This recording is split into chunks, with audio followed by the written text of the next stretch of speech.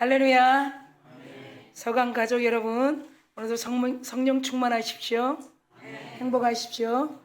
우리 오늘 인사할 때 옆 사람 뒤에 이렇게 보면서 성령 충만하세요. 또 행복하세요. 우리 서로 축복합니다. 가슴에 손을 대시고 오늘도 나에게 큰 일을 행하십니다. 시작. 더운 날씨에도 여러분 휴가 안 가시고 하나님 예배당에 올 수 있는 것이 큰 은혜입니다. 다 휴가를 떠나도 또 저는 안 가지 않겠습니까? 여러분들도 적당히 시간 맞춰서 다녀오시고 또 주일은 오늘 대표기도처럼 있는 곳에서 주님을 섬기고 마음만 주님을 더 의지하면서 적당하게 더위를 잘 넘어갈 수 있고 또 하나님이 주신 은혜 속에서 이 자연 만물을 통해 하나님의 크신 은혜를 우리가 알아가는 저와 여러분 될 줄 믿습니다. 먼저 그래서 우리는 성령 충만해야 됩니다. 그리고 삶 속에서 행복해야 됩니다. 오늘도 우리에게 큰 일이 있습니다. 자, 다시 한번 우리 두 손으로 옆 사람에게 오늘은 여러분에게 큰 일이 있습니다. 시작. 오늘은 여러분에게 큰 일이 있습니다. 오늘은 새로운 분이 드디어 코리아마트에서 그렇게 전도하더니 오늘 쉬는 날이라 등장을 하셨습니다. 코리아마트 작년에 매일매일, 요새도 매일매일이에요. 서강 아파트에서 화, 수, 목, 또 나머지는 월요일, 토요일까지 해가지고 동아 아파트, 코리아마트 앞에서 전도하고 있습니다. 매일매일 하나님께서 전도의 잠을 불러주시는 이유가 뭘까요? 네. 사도행전에 보면 사도 바울이 계속 순회하는데 버가, 바보, 그 다음에 이고니온, 밤빌리아 여러 곳에 보면 거기가 다 장터야, 장터, 마켓. 왜 그렇게만 순회했을까? 성경을 보니까 사람이 많이 모이는 곳이기 때문에.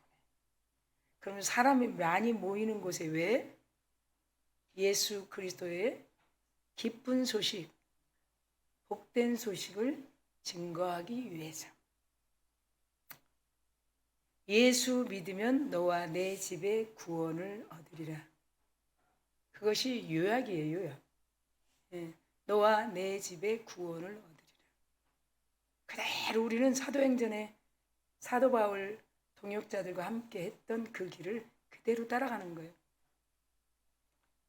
그래서 여러분들도 있는 곳에서 방송을 통해서 유튜브를 통해서 또 짤방을 통해서 쇼츠를 통해서 아는 분들에게 공유해주고 보내는 것이 여러분 나름대로의 전도라는 거예요.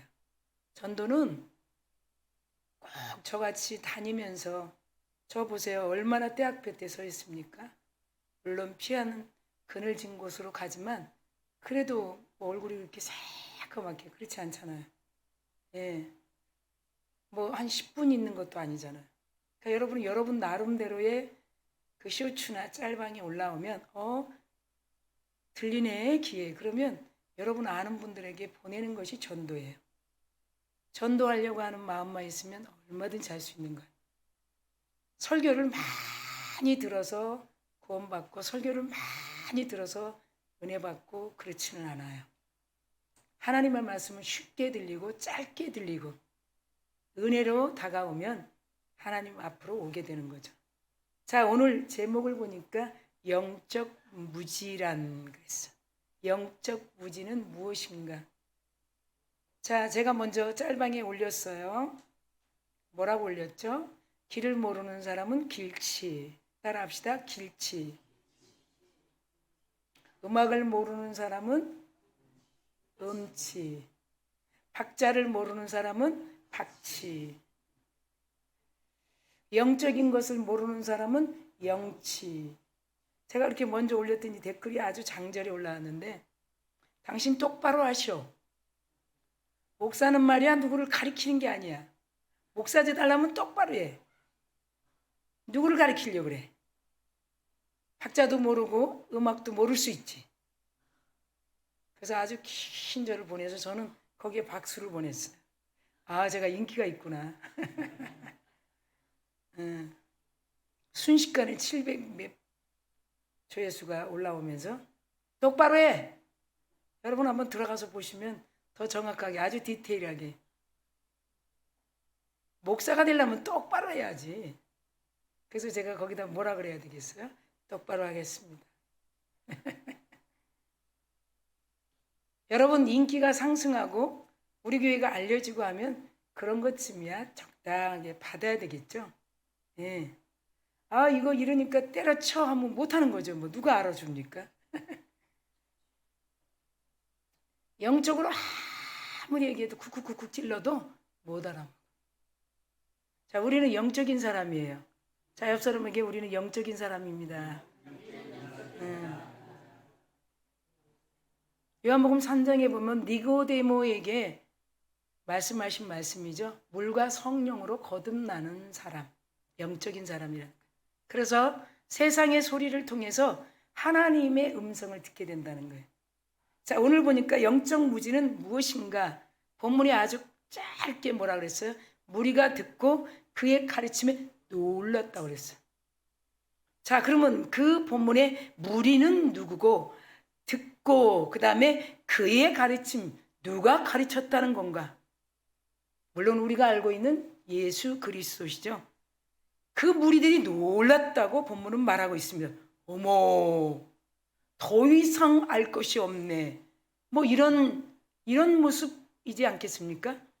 자, 보니까 여러분 이 바리새인들과 헤롯 당원들은 여러분 마태복음 22장 15절에서 22절까지를 쭉 하나로 모으면 이들은 교묘한 정치적인 질문을 가지고 예수님을 딱 딴지 거는 거예요. 예수님에게 딱 질문을 하는 거예요. 예수님에게 딱 시험하는 거예요. 자, 그 정치적인 질문이 뭔가 보니까 로마의 속국인 이스라엘 나라, 그 다음에 이스라엘 백성들이 세금을 로마에 내야 되냐 말아야 되냐. 자, 이 문제예요. 그래서 예수님에게 선생님이요, 우리가 이 세금을 내야 됩니까 말아야 됩니까? 그렇게 15절부터 말씀하는 말씀이 나옵니다. 그랬더니 예수님이 그들에게, 유대인들에게 너희 손에 든 것이 무엇이냐 가져와봐 그랬어. 그랬더니 손에 든 가져온 것이 데나리온이에요. 그 데나리온을 한번 봐봐 그래. 보니까 한쪽은 가이사의 글이 써 있고 한쪽은 가이사의 형상이 그려져 있어. 그러니까 지금 뭘 물어본다는 거예요? 그러니까 예수님이 뭐라 그래요? 이거 누구 글씨야? 누구 말이야? 물어봅니다. 예수님이. 그들은 어떻게 해요? 이 바리새인들은 율법에 대해서 얼마나 잘 압니까? 예? 헤롯 당원들도 마찬가지. 그러니까 그들이 말하는 거예요. 가이사입니다.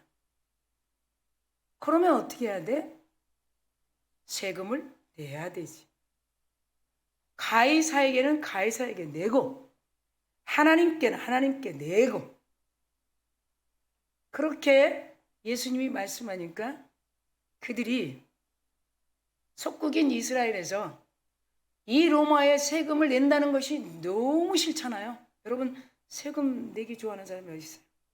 그러니까 이 예수 선생님은 도대체 뭐라고 얘기하나 이걸 시험한 거예요. 예수님이 가이사에겐 가이사에게 내고 하나님께는 하나님께 내. 자, 여기서 우리는 질문을 던집니다. 교회 다니니까 뭐 이렇게 하면 하나님이 해주겠지. 이거 맞아요 안 맞아요? 틀립니다. 이렇게 기도하면 하나님이 해주겠지. 우리 교회는 크니까, 우리 교회는 기도를 많이 하니까. 이거 맞습니까? 틀립니까? 틀립니다. 자, 여러분의 마음에 오 예스가 있으면 바로바로 오 예스 하시면 돼요. 정신을 똑바로 차리시고. 아무리 교회를 다니고 아무리 예수 그리스도를 믿어도 하나님의 말씀하심을 우리가 잘 이해하지 못하면 한쪽으로 치우칠 수밖에 없어요.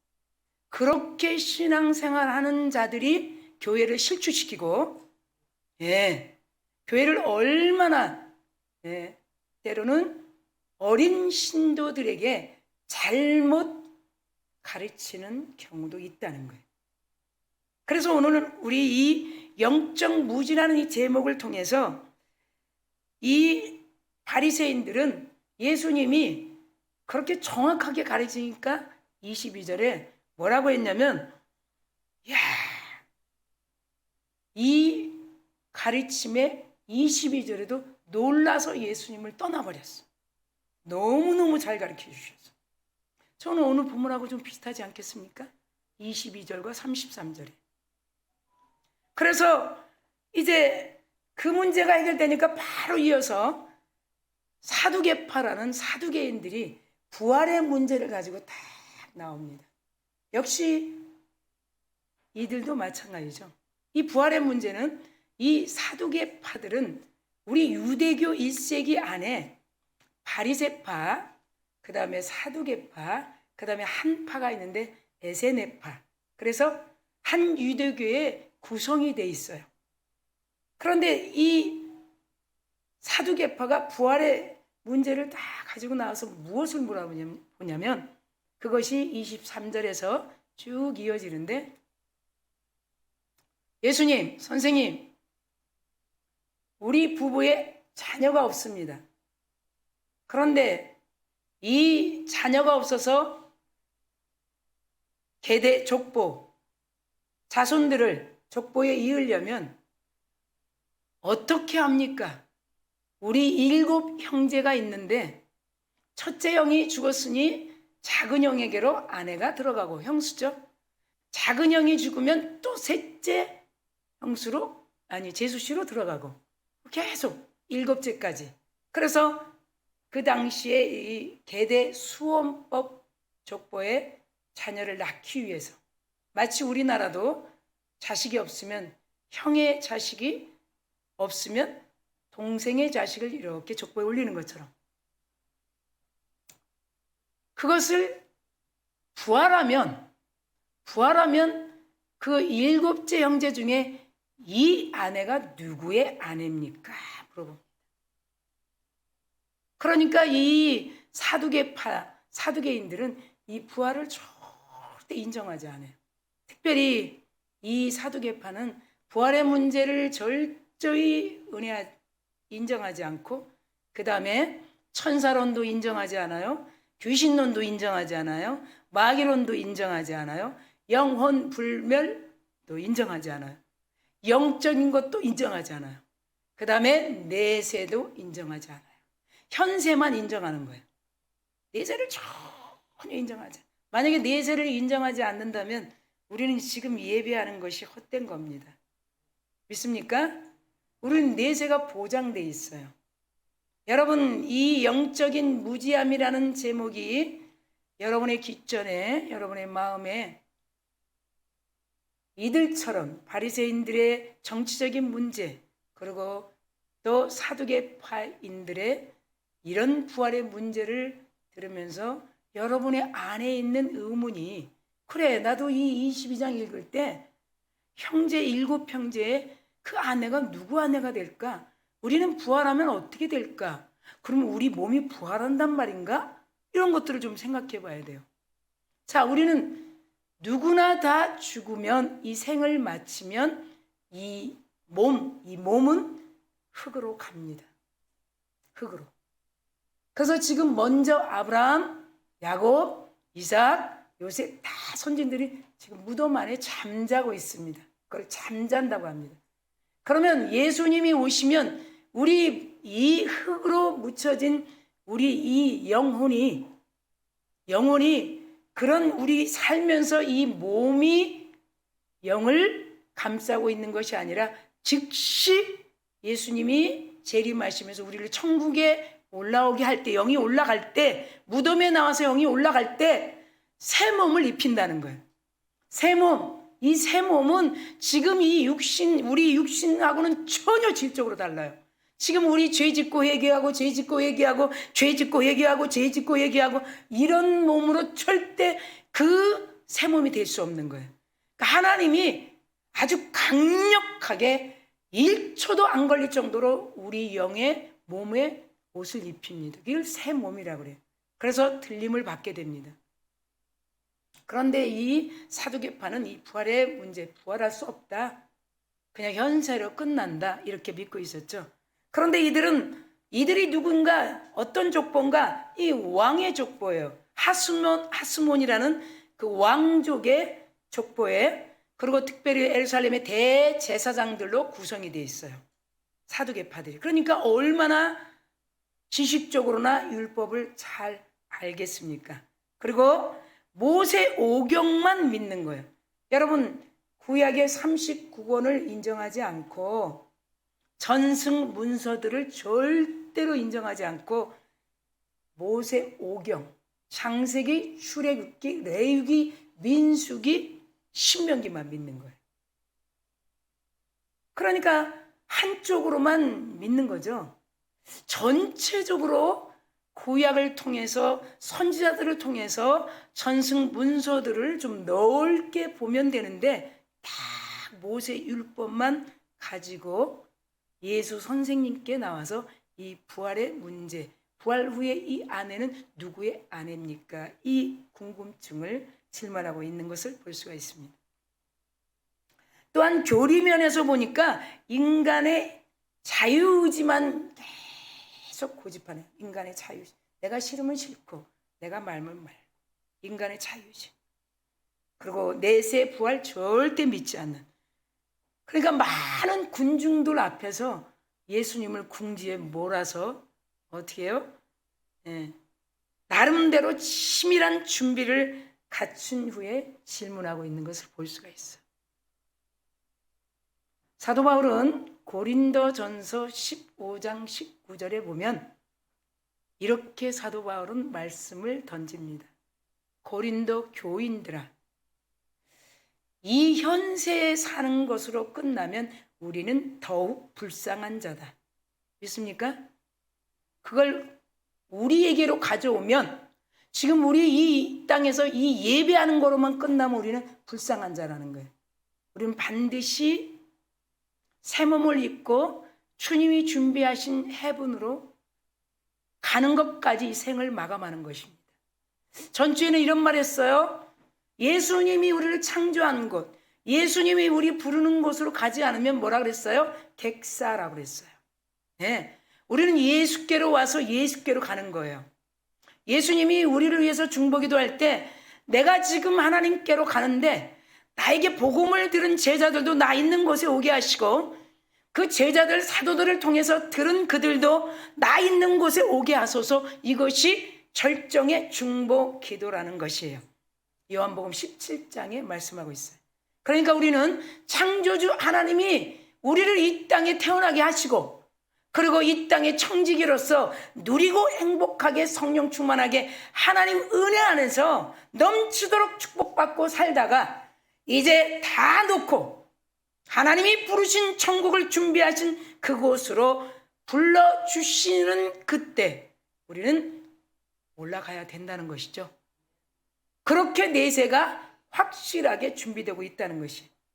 그래서 오늘 예수님이 그렇게 말씀하는 두 파, 하나는 바리새파, 하나는 사두개파들에게 무리가 듣고 그 예수 그리스도의 가르침에 놀라더라라는 33절의 말씀을 통해서 세 가지로 요약을 해서 우리가 듣게 되면, 첫 번째는 사두개인들의 영적 무지를 확실하게 가르쳐 주시는 것을 볼 수가 있습니다. 예수님은 사두개인들이 부활에 관한 질문에서 드러난 그들의 영적 무지를 지적하는데, 어떻게 지적을 하는가? 예수님 방법대로 지적을 할까요? 여러분 한번 생각해 보세요. 아니죠? 예수님은 구약의 말씀을 가지고 지적하죠. 그런데 이 사두개파들은 구약 전승 문서를 믿지 않는다고 그랬으니까 어디만 믿는다 그랬죠? 모세 오경만 믿는다는 거예요. 그러니까 예수님이 모세 오경을 가지고 그 사두개인들에게 영적 무지에 대해서 공박하는 것을 볼 수가 있어요. 어떤 말씀인가 보니까 먼저는 22장의 29절에 이렇게 말씀하고 있어요. 자, 29절 보니까 예수님께서 이렇게 말씀합니다. 예수께서 대답하여 이르시되 너희가 말이야 성경도 몰라 하나님의 능력도 알지 못하는 거로 참 오해한다. 자, 우리는 이 질문을 우리에게 받는 거예요. 우리는 얼마나 성경을 몰라서 오해하는 줄 아십니까? 내 마음대로 계산하는 거예요. 내 방법대로 생각하는 거예요. 내 이성적으로 생각하는 거예요. 뭐 이렇게 하면 되지 뭘 그렇게 말이 많어. 내가 이렇게 해서 믿으면 되지. 지금 이 사두개인들처럼 모세 오경 안에서 이 문제를 이 어느 아내 7째 형제 중에 누구의 아내입니까를 답을 찾을 수가 없어요. 절대로 잡을 수 없는 거예요. 물론 육신적인 일이라면 뭐 7째 부인이겠죠. 다 죽고. 그러나 이건 부활 후의 일이에요. 내세의 일이라는 거예요. 그러니까 예수님이 너희가 너무 성경도 모른다. 왜 이런 말을 했을까요? 너희들이 박사라고 하니까. 사두개파들은 어떤 족보라고 그랬어요? 왕족의 족보예요. 그리고 대제사장들의 구성으로 이루어진 그런 아주 지식적으로 많이 아는 사두개인들이에요. 그러니까 모세의 율법에 대해서 얼마나 그 구약의 전승들은 인정하지 않지만 말씀을 그래도 꽤 알고 있다고 하고 있죠. 그래서 예수님이 너희들은 성경을 너무 모르고 너희들이 모세의 율법을 통해서 믿는 하나님의 능력을 너무 모른다는 거예요. 성경도 모르고 하나님의 능력도 오해한다고 얘기를 하는 거예요. 그러면서 그 이어서 말씀을 또 던집니다. 30절입니다. 부활 때는 말이야. 자, 우리가 새 몸을 입고 하나님이 준비한 처소로 올라갔는데 무슨 장가를 가겠습니까? 그때 누구 아내라고 할 수 있겠습니까? 그거를 30절에 부활 때는 장가도 안 가, 시집도 안 가, 하늘에 있는 천사와 같다고 말씀을 하고 있습니다. 믿습니까? 네.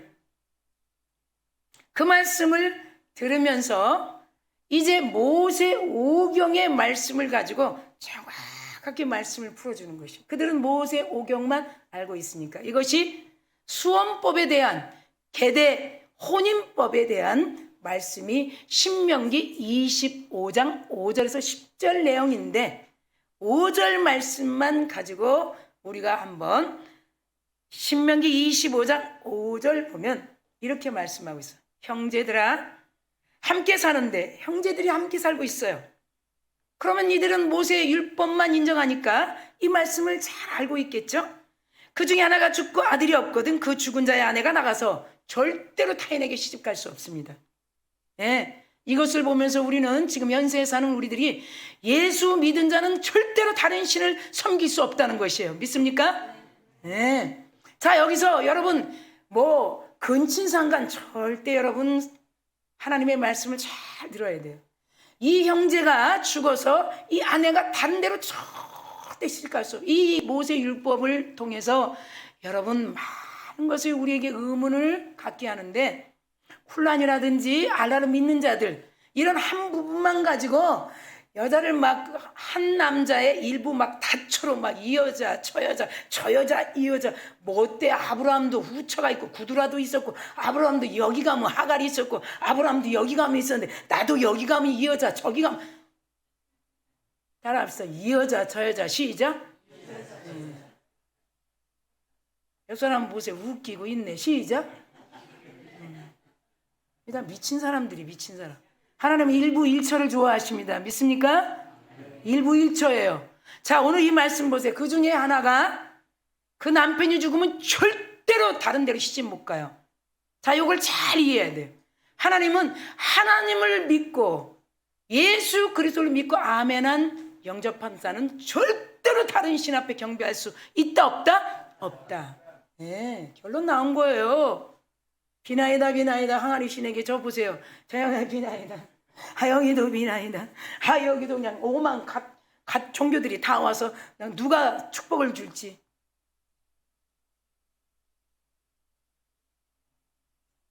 여러분 잘 분별할 수 있기를 축원합니다. 예, 우리 안에 보혜사 성령님은 옳고 그름을 정확하게 판단하시는 분이에요. 예, 우리가 눈으로는 보면서 판단하지 못해도 우리 안에 계신 보혜사 성령님은 이 설교를 들으며 이 말을 들으며 분명하게 아니다 기라는 것을 체크팩트 해주신다는 것이 정확하게. 이상하네. 할렐루야. 그 성령님은 하나님이십니다. 그 성령님은 온전하십니다. 그래서 그 아내가 타인에게 시집가지 말 것이오 그랬어요. 그들이 모세의 율법만 아니까. 죽은 자의 아내는 나가서 그의 남편의 형제가 그에게로 들어가서 형제, 그러니까 동생이라든지 형제죠. 들어가서 그를 맞이하여 아내로 삼아 그의 남편의 형제된 의무를 다하라는 거예요. 기업을 이으라는 거예요. 애쓰라는 거예요. 싫어도 기업을 이으라는 것이에요. 네. 이 수혼법에 대해서 말씀하고 있는 것을 볼 수 있어요. 여러분, 그런데 이 사두개인들은 이 부활 교리를 가지고 계속 예수님을 공경에 빠뜨리려고 선생으로서, 가르치는 선생으로서의 권위를 실추시키고, 예수께서는 그 성경을 올바로 해석하여 제시하심으로써 이들의 그릇된 견해를 논박하시는 것을 우리가 분명히 볼 수 있다는 것이. 두 번째, 하나님의 능력에 대한 무지. 하나님의 능력에 대한 무지. 얼마나 모세의 오경을 통해서 하나님을 아는 무지가 있었는지. 네. 저도 때로는 이럴 때 있어요. 내비게이션이 자꾸 일로 가라 그러는데 내가 아는 길은 이 길인데 자꾸 이쪽으로 가자 그러지. 일로 가면 빠른데. 그래서 예전에는 시끄러! 그런 적도 있어요. 기계도 되고. 우리도 여러분 살아가면서 우리 성령님이 우리에게 지혜형으로 이렇게 가르쳐 줄 때 마치 우리도 시끄러워요. 하나님 좀 가만히 계시고 내가 여기 이렇게 잘하는 길을 자꾸 말씀하시나요, 하나님? 시끄러우니까 좀 가만히 좀 계세요. 혹시 그러지는 않습니까? 저는 너무 이 길을 모르기 때문에 한 번 간 데를 잘 찾지를 못해서 그런 적 너무 많았어요. 그래서 도리어 꺼버리고 제가 아는 길로 갈 때도 많았어요. 지금은 그렇지 않지만 하나님의 능력에 대한 무지를 보니까 자신들의 합리적 사고와 이성적 판단 아래 하나님의 권위의 능력을 막 제한하는 거예요. 이 누가? 사두개파들, 바리새인들. 예, 얼마나 이성적으로 하나님의 능력을 어떻게 제한할 수 있어요? 저 자연적인 능력을 어떻게 제한해요? 초능력이 아니에요. 초능력은 제한할 수 있어요. 스위치 하나만 빼면. 네. 그러나 이 초자연적인 하나님의 그 능력을 어떻게 제한한다는 거예요? 그러니까 하나님은 부활케도 하시고 부활하지 못하게도 하시고 죽이기도 하시고 살리기도 하시고 앉게도 하시고 서 있게도 하시고 가게도 하시고 오게도 하시고 있게도 하시고 없애기도 하시고 하나님의 능력을 제한할 수 없어요. 지금도 여러분 이 자리에 온 것이 얼마나 은혜인 줄 아십니까? 예. 지금 요새 세상 보세요. 어디 구경 갔다고 사람 많은 데 갔다가 무슨 일을 만날지도 몰라. 한참도 우리는 모르는 그런 인생에 살고 있어요. 예. 로마서 4장 17절에 사도 바울은 이렇게 말씀을 우리에게 알려주고 있습니다. 로마서 4장 17절에 읽어보면 기록된 바 내가 너를 많은 민족의 조상으로 세웠다 하심과 같으니, 이것은 민족의 조상이라고 했으니까 아브라함에게 말씀하는 것이겠죠. 우리는 아브라함의 하나님을 믿고 있으니까요. 우리는 아브라함의 자손이니까요. 그가 믿는 바 하나님은 그랬어요. 아브라함이 믿는 바 하나님은 죽은 자를 살리시며 없는 것도 있는 것으로 부르시는 이시니라. 자, 이것은 뭐예요? 무에서 유 창조하신다는 거예요. 하나님은 늘 무에서 창조하시는 것이, 있는 것에서 창조라고 할 수 없는 것이죠. 없는 것에서 창조하심. 네가 정말 없니? 네가 정말 없으면 손 털어. 아무것도 없는 곳에서 내가 내 방법으로 드러나게 하리라. 믿습니까? 있는 조금 남은 것에서는 절대로 어떻게 해요? 창조라고 말할 수 없는 것이죠. 우리가 이걸 잘 알아야 돼요. 그래서 하나님은 무에서 유 창조하신다. 오늘 말씀에 하나님은 죽은 자를 살리시며 없는 것을 있는 것으로 부르시는 이십니다. 이렇게 하나님의 능력에 대한 무지를 말씀하고 있는 것을 볼 수가 있습니다. 자, 세 번째 보니까 구약 성경의 무지 그랬어. 자, 이 세 번째는 이제 이들이 구약은 39권이에요. 그리고 마지막 400년 동안에 암흑기에 선지자 한 사람 세례요한이 다 등장하죠. 그것까지도 구약의 말씀이에요. 그래서 마태복음 11장 11절 12절 보면 세례요한 때까지가 율법이 끝이다 이렇게 말씀하고 있어요. 물론 성경적으로는 구약 39권이 마지막 말라기서로 끝나지만 이들은 구약을 다 믿지 않고 모세 오경만 믿기 때문에 모세 율법의 대부분이 그 당시의 백성들에게 적용한 것이에요. 그리고 구약의 선지자들을 통해서 말씀하신 내세에 대한 말씀들이 무궁무진한데, 자, 다시 말하면 39권 구약의 말씀을 통해 선지자들을 통해서 예언한 말씀들이 무궁무진하다는 거예요. 소선지자, 대선지자. 아브라함도 선지자예요. 모세도 선지자예요. 네, 사무엘도 선지자예요. 그 외에 여러분 사사기에 보면 운니에서부터 상갈부터 애굽부터 여러분 드보라, 기드온 사사들을 통해서 다 말씀하신 이 말씀들을 보면 무궁무진한데 이들은 왜 모세 오경의 말씀만 듣고 이해할 수 있었을까? 이것을 세 번째 구약 성경의 무지라는 거예요. 성경은 통전적으로 우리가 볼 수가 있어야 돼요. 구약은 그림자예요. 신약은 실체예요. 그러니까 구약을 통해서 이런 일이 있을 것이라는 것을 예고한 말씀. 이거 반드시 필요해요. 그리고 구약은 우리의 죄를 알게 하는 것이 율법. 구약은 전적으로 구약을 통해서 우리가 무슨 죄를 졌는가, 왜 이러는가를 분명히 알 수 있는 것이고, 신약은 그 죄를 다 해결하신 예수 그리스도에 대해서, 그리고 죄 없다 하신 그분이 부활하시고, 그리고 내세를 준비하시고 내세에 우리를 불러주셔서 영원한 천대만대까지 하나님의 축복의 가족으로 살게 하신다는 것.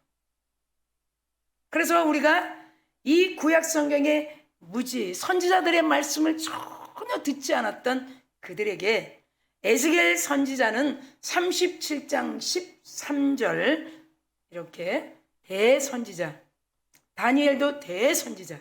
그래서 에스겔 선지자를 보니까 내 백성들아 내가 너희 무덤을 열고 그랬어요. 하나님께서 무덤을 연다는 거예요. 다 잠자고 있는 아브라함, 이삭, 야곱, 요셉 다 선진들. 하나님이 재림하시면 나팔 불고 쥐봉을 가지고 심판주로 오셔서 무덤을 엽니다. 이거를 이미 선지자 입을 통해서 예언한 거예요. 얼마나 그들에게 구약 성경의 말씀을 무지했는가. 너희 무덤을 열고 너희로 거기에서 나오게 한즉 나사로 죽음에서 나와라 한 것처럼 에스겔서 37장 13절에 무덤을 열고 너희로 거기에서 나오게 한즉 너희는 내가 여호와인 줄 알리라. 하나님이 우리에게 나오게 한다. 하나님이 준비하신 헤븐 땅으로 부르신다. 우리는 내세가 확실하게 준비되어 있어. 그곳에 가야만 되는 거예요. 그곳에서 찬양하고 말씀으로 우리 주님과 함께 천사들과 함께 자손들을 위해서 다 기도하면서 얼마나 하나님의 그 은혜 충만함 속에서 영원히 죽지 않으면서 자손들을 위해 기도하는 그 천국을 사모하게 되는 저와 여러분들 줄 믿습니다. 다니엘은 12장 2절에 이렇게 말씀해요. 다니엘서 보면 12장 2절에 땅의 티끌 가운데서 자는 자 중에서, 지금 다 자는 자라고 그러죠. 지금 이미 죽은 자를 자는 자 중에서 많은 사람이 깨어나 그래요. 재림 때 다 깨어납니다. 아멘.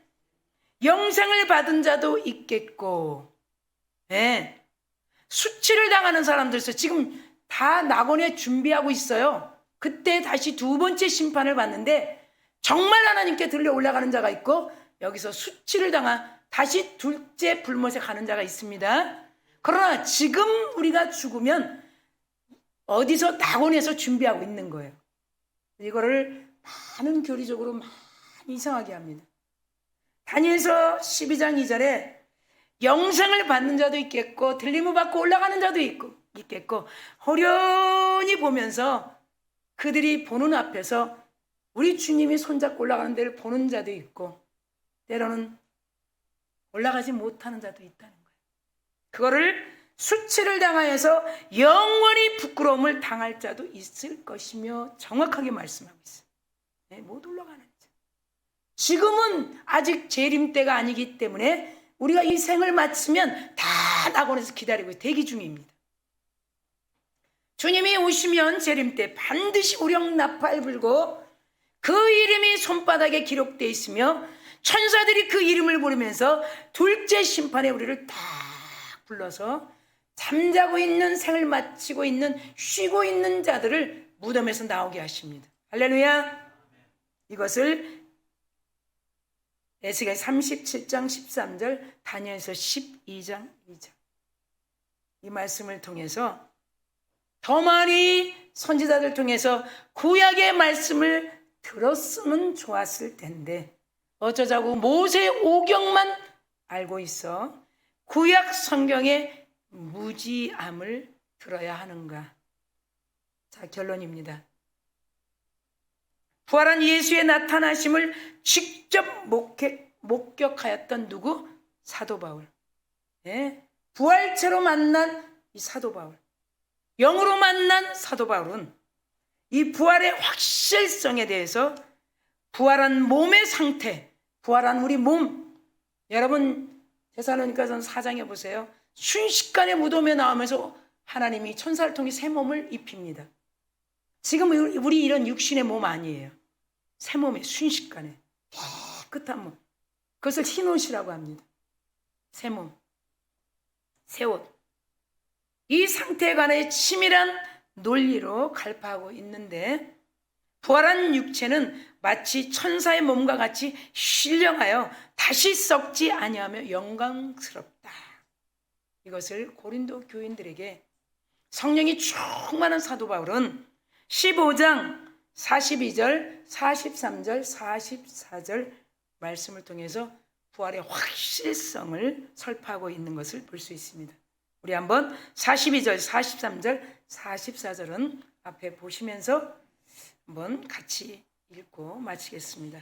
죽은 자의 부활도 그와 같으니 썩을 것으로 심고, 우리 이 죄의 덩어리로 심고 썩지 아니할 것으로 다시 살아나며 욕된 것으로 심고 영광스러운 것으로 다시 살아나며 약한 것으로 심고 강한 것으로 다시 살아나며 육의 몸으로 심고 신령한 몸으로 다시 살아나며 육의 몸으로 있은즉 또 영의 몸도 있느니라. 부활의 확실성, 부활의 몸의 상태에서 여러분 잘 들은 줄 믿습니다. 확실하다는 거예요. 우리가 이 썩어질 육신의 죄덩어리는 다 흙으로 가고 주님이 오셨을 때 새 몸으로 썩지 않는 몸으로 쫙 입혀서 수고했다. 어서 오너라. 참 수고했다. 눈물도 흠도 없는 그곳에서 내가 너를 기다리고 있었다. 그리고 찾아 대대손손을 위해 기도하는 그곳. 그래도 하나님이 그곳에 오기 전까지 이 세상에서 누리고 살기를 주님은 원하시는 것이. 그렇기 때문에 여러분을 부르신 것이에요.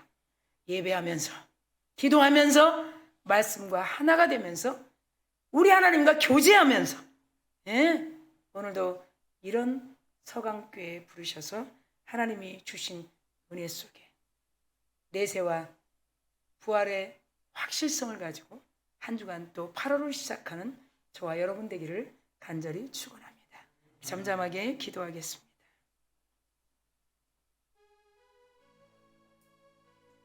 (7월) 한 달도 주님이 지켜주셨습니다. 한 주 한 주 뒤돌아보면 다 주님의 은혜였습니다. 주님께서 오늘도 마지막 주일까지 성수할 수 있는 자리로 불러주셨습니다. 우리는 이 땅에서 생을 마감하면 어떻게 될까? 어디로 갈까? 그분이 창조하셔 이 땅에 태어나게 하시고 육신의 부모를 통해 태어나서 주님이 부르시는 그날까지 하나님이 주신 축복 안에 살게 하시고 영원한 첫 천국 자손들을 위해 끝까지 죽지 않고 영원히 행복하게 주님이 준비한 곳으로 가는 것까지 우리 하나님이 우리를 불러주신 그 은혜라는 것. 오늘도 하나님 7월의 마지막을 주님 예배하며 우리가 한 주간 8월을 시작할 때 이 더위를 이기게 하시고 죄에도 주님 모면하게 하시고 큰 은혜의 자리에 있게 하옵소서. 감사드리며 예수님의 이름으로 축복하고 기도드리옵나이다. 아멘.